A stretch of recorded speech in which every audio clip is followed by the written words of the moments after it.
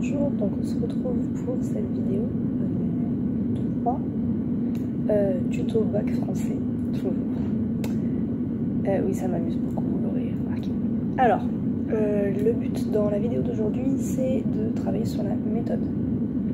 Donc je vais refaire un point sur la méthode de l'explication linéaire et donc vous rappeler les points importants. Alors, première chose, vous savez que vous devez vous préparer à parler pendant 10 minutes. 10 minutes non-stop, sans que ça soit pour autant un marathon, enfin un sprint plutôt. Donc, on fait attention à son débit de parole, il ne faut pas que ça soit trop rapide, sinon on ne comprendra rien, ni trop lent, sinon on va très vite s'ennuyer. Donc n'essayez pas de diluer pour rien. Alors, la chose qui peut vous être très utile, c'est d'avoir avec vous une montre, pas une montre connectée, parce que sinon ça va être triche, ça ne sera pas, mais une montre avec des aiguilles de préférence, sinon à la limite digitale, si elle n'est pas connectée à Internet. Donc cette montre, elle vous sert à la fois pour la préparation, comme ça vous voyez où vous en êtes dans vos 30 minutes de préparation et vous n'êtes pas surpris à la fin, et également pour votre passage, comme ça vous pouvez gérer votre débit de parole. Mais le mieux reste encore, bien sûr, de vous être entraîné à la maison pour savoir combien de temps vous teniez. La chose à laquelle il faut faire attention, c'est que quand vous vous entraînez à la maison, vous avez beaucoup moins de stress que quand vous serez le jour de l'oral. Or, avec le stress, on a tendance à parler plus vite. Ce qui veut dire que si vous tenez 12-13 minutes à la maison, il y a des chances que vous passiez à 10 le jour de l'oral. Et en revanche, si vous, à la maison, vous êtes déjà à 6-7 minutes, ça va être très très vite bouclé le jour de l'oral et donc ça risque de ne pas suffire. C'est qu'il vous manque beaucoup de choses dans votre explication de texte. Donc justement, la méthode, elle est précise. On attend des choses précises dans un ordre précis. Premier point, l'introduction. Dans cette introduction, il y a 4 étapes qui sont indispensables et la lecture, dans cet ordre-là. Donc, première chose, présentez votre texte et situer votre texte. Alors, présenter, ça veut dire quoi? C'est donner le titre, bien sûr, l'auteur, la date de publication, c'est préciser un peu le contexte d'écriture, alors que ce soit le mouvement littéraire, préciser des choses sur ce mouvement littéraire si elles permettent d'alimenter votre explication de texte à la suite, préciser des choses sur le contexte de publication, donc par exemple sur Baudelaire, les fleurs du mal, les multiples réécritures, etc. Sur La Fontaine, il faudrait préciser que c'est sous Louis XIV, puisque la dimension critique, etc. est importante. Avec Lafayette, préciser que c'est un roman classique, que c'est le premier roman type psychologique, etc. Donc toutes ces choses-là, c'est à préciser selon les textes. Et ça montre que vous avez bossé, là encore une fois, et que vous connaissez le texte qu'on vous présente. S'il s'agit d'un simple extrait et que ce n'est pas une œuvre complète, il faut quand même être capable de donner des informations de ce type. Donc c'est à vous de faire vos recherches si jamais ça n'a pas été vu en classe.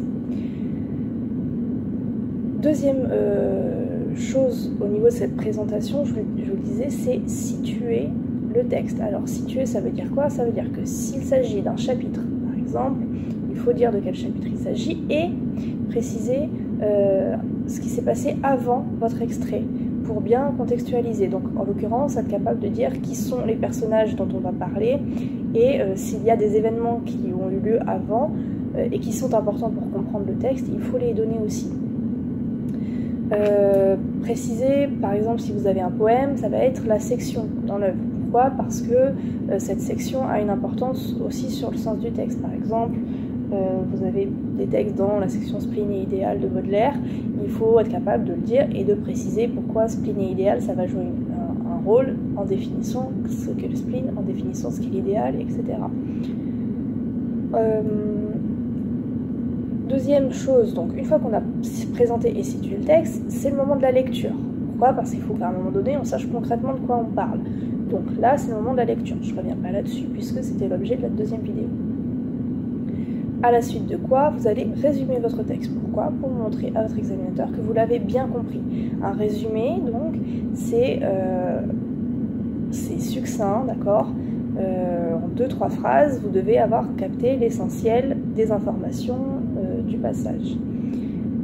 Ensuite vient la troisième étape de l'introduction, à savoir la problématique. Cette problématique ou projet de lecture, on peut appeler ça de ces deux façons, c'est une chose là aussi précise qui va interroger sur le rapport entre le fond et la forme du texte, c'est-à-dire comment c'est écrit et pourquoi c'est écrit de cette façon-là. C'est ça en fait qu'on attend dans l'explication ensuite. Donc les problématiques, je conseille en général de les faire commencer par le comment ou en quoi, parce que ces deux mots interrogatifs-là permettent vraiment de faire le lien entre le fond et la forme.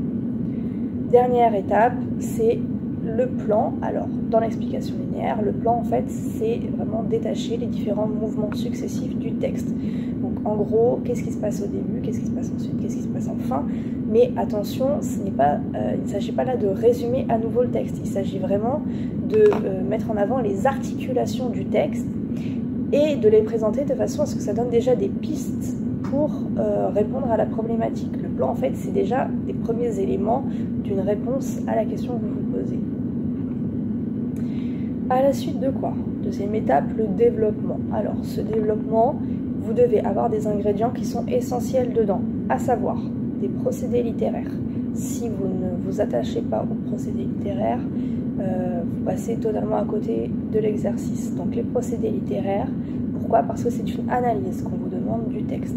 Ces procédés doivent être constamment justifiés. Je dis bien constamment. Vous ne pouvez pas citer un procédé sans citer le texte qui correspond à ce procédé-là. Puisque c'est une explication linéaire, on y reviendra, mais il y a deux moyens de procéder. Soit le texte est assez long, et dans ce cas-là, vous allez, au sein des différents mouvements successifs, regrouper un peu les procédés qui ont le même effet, qui produisent la même chose, qui ont le même objectif, ce qui permettra de ne pas parler pendant 20 minutes.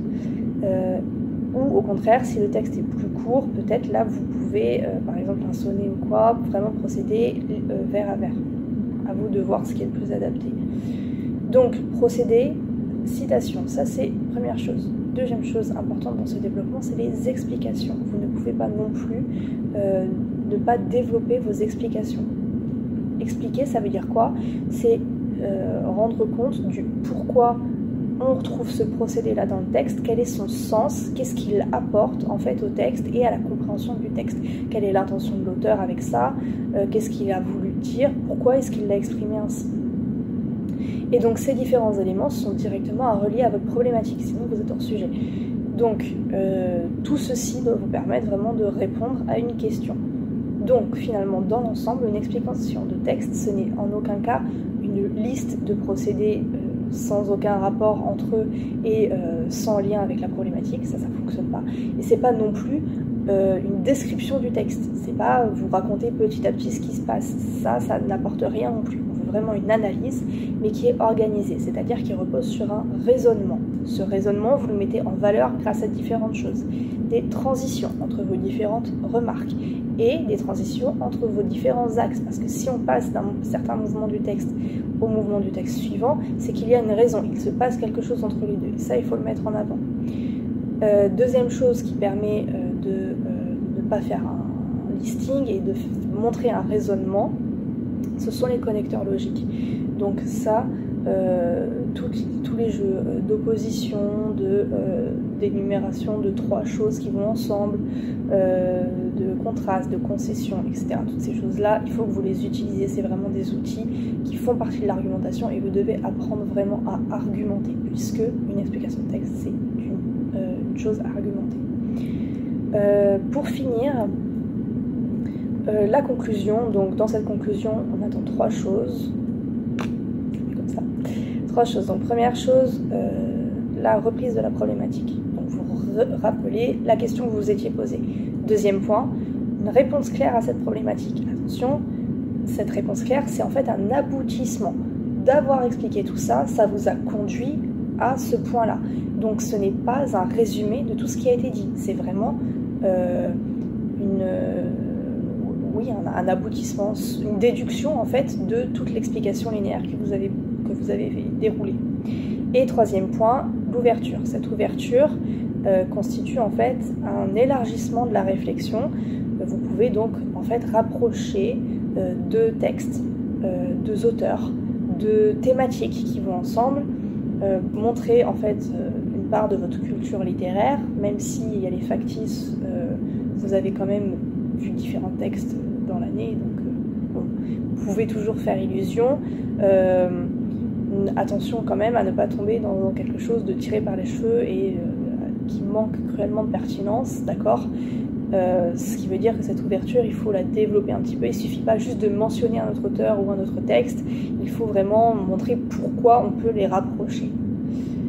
Donc voilà pour la méthodologie, j'espère que ce sera plus clair pour vous et on se retrouve la prochaine fois pour une prochaine vidéo.